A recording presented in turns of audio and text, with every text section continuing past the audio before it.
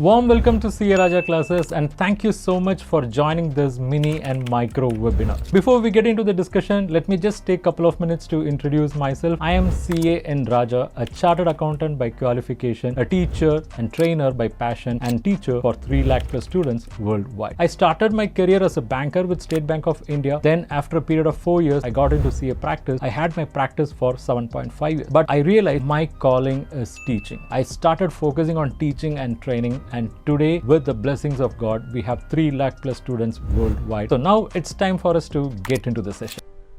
Friends, in this session we'll be understanding what is CMA. In banking, CMA is called as Credit Monitoring Arrangement.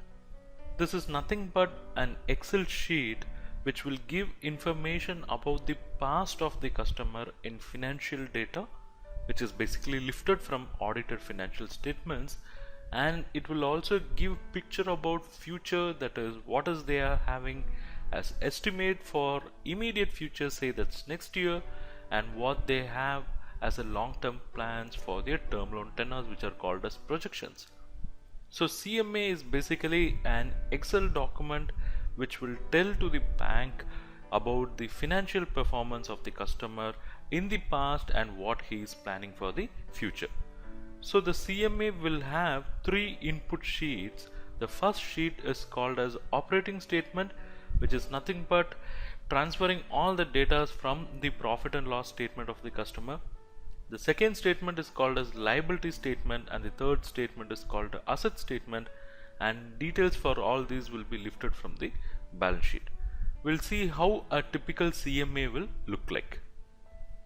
This is how a typical CMA will look like. This sheet is called as operating statement here. So note here OPSMT. This sheet is called as operating statement. This sheet will capture information for the past years as well as for the future, all related to income and expenses of the business.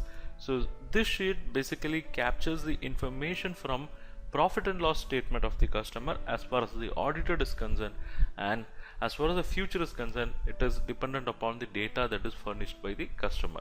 So it starts with gross sales and it talks about various expenses from this point, expenses like raw material, other spares, power and fuel, direct labor, other manufacturing expenses, depreciation, then stock movement, selling and general expenses, interest expenses, then operating, non-operating incomes, then finally it talks about the profits and the tax component and what is paid as dividend and what is a retained profit.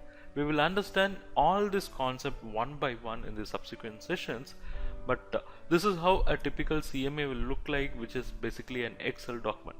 So this is the first input sheet.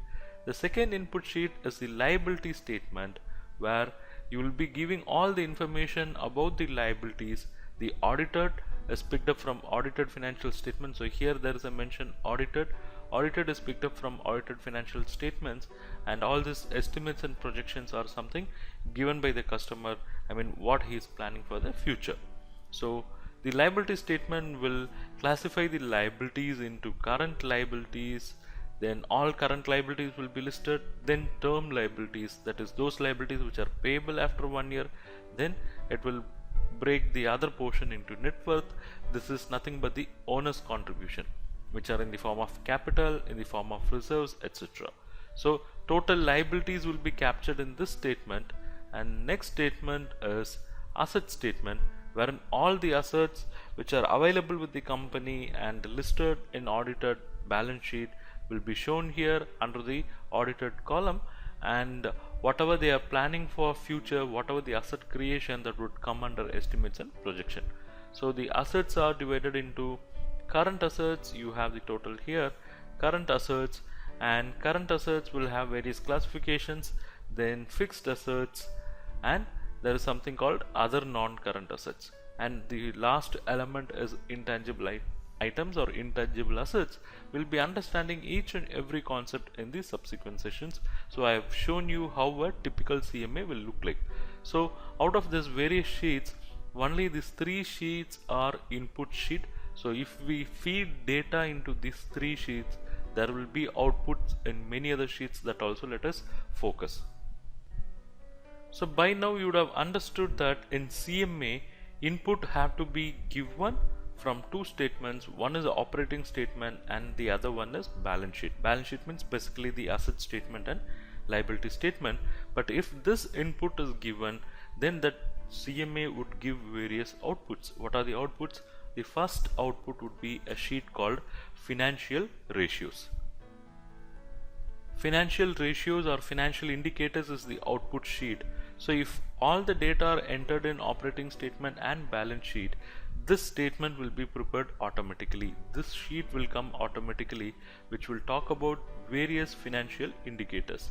So it starts with operating profit, then profit before tax, profitability, cash accrual, paid up capital, T&W, adjusted T&W, like that. It starts and goes on with many ratios, and the ratios goes to other ratios, efficiency ratios, then risk rating related ratios, and it keeps going on.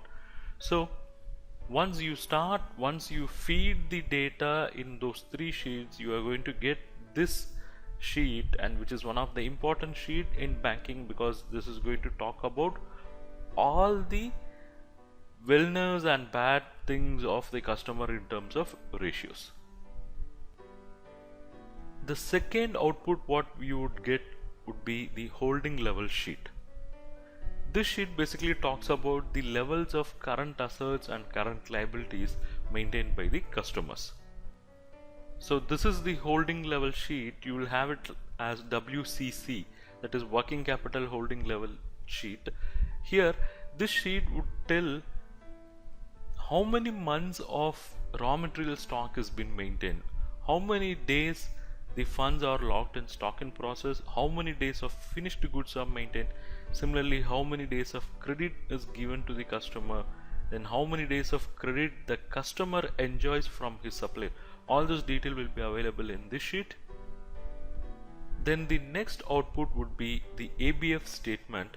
ABF is nothing but assessed bank finance. So this statement could tell the bank what could be the possible borrowing requirement for the customer for working capital.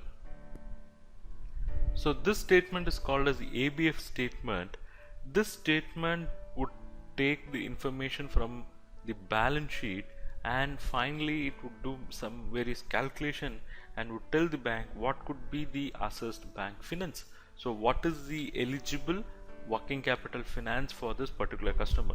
So this sheet is very important because it is going to tell how the company has financed its current assets, what are the combination, how much is from net working capital, how much is from bank finance, how much is from sundry creditors, how much is from other current liabilities. And it is also going to talk about certain critical number of days, which is very important in understanding the working capital management of the customer. So this sheet talks about all those, that is ABF assessment. The next output what you would get is fund flow statement. So what is fund flow statement? This statement basically extracts the data from balance sheet and P&L and will classify the funds used in the business and mobilized in the business into two types. One is long term and short term, and it would give very critical information to the banker how much of the funds have been mobilized from long term sources and used for long term purposes, short term sources and used for short term purposes, and crisscross, how much of short term is used for long term and long term is used for short term. So this would be the statement FFL, that is fund flow statement. This statement would list out all the sources, all the source of funds, and when we say sources, all long-term sources, and it will also list all the uses, I mean what are the long-term uses. Sources and uses will be shown separately. Then at end of it, it would give what is the surplus or deficit out of all these sources. So there were some long-term sources, there were some uses. So after usage there should be some surplus, or it can also be deficit. If there is surplus, how the surplus was used for further activities, or if there is deficit, how the deficit was managed. That's what I explained in the subsequent lines. All this we'll understand in a separate session. So in CMA we have to give input that is basically for past as well as for future. But when you give input for the past 3 years audited financials, you are facilitating, number one, to understand what is the trend of the company, how the company has moved in the past 3 years, and you can also get what could be the average performance of the company, and you will also get to know what is the latest year or immediate past performance of the company. Now let us list out the items in CMA one by one to gain some understanding. See, the first item is operating statement, so we list only the operating statement items. To start with, we have to give past 3 years information, number one. Number two, we have to give estimate and projection. So any CMA, it should have past 3 years, number one. Number two, it should give estimate for the current year and what you are going to plan for the projection, that's for the future year. So whatever the items we are going to discuss, that should be given for all these years. First is gross sales should be given, and from gross sales excise duty should be deducted and net sales should be shown separately. So this is basically the income. And on the expenses, to start with, the first expense should be raw material consumed, and that should be broken into indigenous and imported. This information is important because they have to understand how much is sourced locally, how much is sourced from outside country, because when it becomes an outside country purchase, obviously it would require something called letter of credit. For that purpose, this breakup is required. Number two, what are the stores and spares that have been consumed, and that should be broken into indigenous and imported. Then what is the expense incurred by the company on its laborers? So the direct labor cost should be shown here. Here the focus is on direct labor cost. We'll understand that in subsequent session. Then the power and fuel cost should be shown. After this, we have to show the other manufacturing expenses and depreciation. So with this, the total cost would be shown, and with this, opening stock in progress should be added and closing stock in progress should be deducted, and that would give the total cost of production. And with this, we have to add opening stock of finished goods and deduct closing stock of finished goods. That would give total cost of sales. And with this, selling and general admin expenses should be added, and this would give the overall operating cost for the company. And if this operating cost is deducted from net sales, it would give operating profit. And from this only we'll deduct interest cost, which should be broken into working capital cost and term loan cost. Then we have to add the non-operating incomes and deduct non-operating expenses so that we get profit before tax. From this we have to deduct income tax, which is again broken into current tax and deferred tax. And deferred tax liability only the banks would consider. Then we get profit after tax, and from this profit after tax only the dividend will be paid. The first one will be preference dividend and the second one would be equity dividend. And if any profit is remaining after that, then that profit will be transferred to reserves and surplus. In the subsequent session, we will understand each and every item of the operating statement in detail. Thank you for watching this webinar. I am sure you have derived value from this webinar. And if you wish to learn more, I have some good opportunity for you. What is that? Check out. It is this Credit and Financial Analysis Mastery course, exclusively designed for bankers and for those who want to have bankers' point of view. This is a course which we have developed after a detailed analysis, a thorough discussion with several hundreds of bankers and finance professionals. We have identified what is their exact requirement when it comes to SME and corporate credit and financial analysis. In this mastery bundle, I'm going to give you access to various courses. To start with, we have course number 1, Basics of Credit Analysis. In this course, we have explained the basics of credit analysis through various sections, section 1 to 9. Next comes course number 2, that is how to read balance sheet. In this course, we have explained what is balance sheet, how to read them, how to approach them by using real life financial statements. Then comes course number 3, how to do financial ratio analysis like a banker. In this course, we have explained all critical ratios that are analyzed by the bankers, and we have also explained through case studies. Then we have course number 4, how to do cash flow analysis. So through this course you will understand what is cash flow analysis, how to do a typical cash flow analysis. We have used case studies, and reference to Ind AS is also included in this course. Then we have course number 5, that is how to do fund flow analysis. This is a critical financial analysis tool, and in this course you will learn what is fund flow statement, how to analyze them from banker's angle, how to prepare fund flow statement from academic angle as well.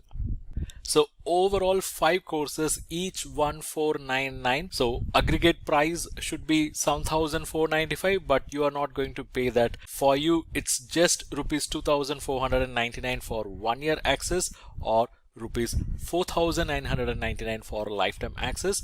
And it is not yet over, you have some more bonus.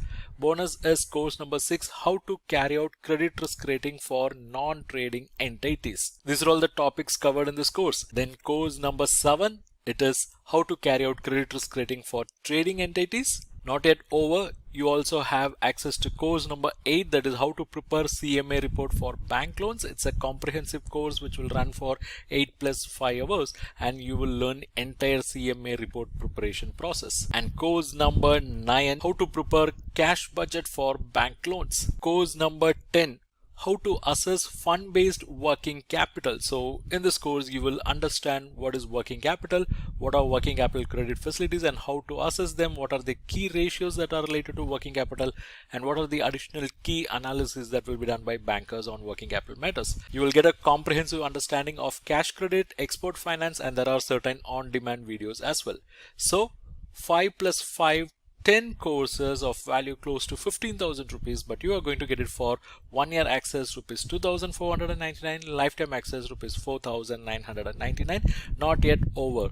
You are going to get access to the 11th course, how to assess non-fund based credit facility. So in this course you will learn about letter of credit, bank guarantee, its assessment as well. Then comes course number 12, how to do term loan appraisal and assessment, because it's a complex process with a lot many technicalities. So this course covers all in detail. And course number 13, basic elements of loan proposal. So how a typical loan proposal will be, what are the basic elements that are covered in this course. And we have course number 14, case study on credit analysis. Various case studies based on practical experience and discussion with various bankers and finance professionals are included in this course. And course number 15, this is about collateral securities, where you get knowledge about collateral securities. So overall it's 15 courses of value close to 22,485. It's 1,000 plus lectures. You can subscribe for 1 year access or lifetime access as you wish. These are all pre-recorded courses, so you can access them anytime as per your convenience. You can access them in mobile app or desktop, and for you the price is not 22,485, it is rather 2,499 for 1 year access or 4,999 for lifetime access. You can check the link in description, where without using any discount coupon code you can enroll at this discounted price, because it's a discount applied link. And not yet over, you are also eligible for some more bonus. The bonus is access to various ebooks and e-resources. You are going to get access to various financial ratios ebooks, financial management related ebooks. You will get access to financial analysis related ebooks, credit analysis ebooks. Not yet over, you will also get access to other resources like test series, templates, audiobooks, video books, career guidance material, and a bonus resource. Check the link in description and enroll now.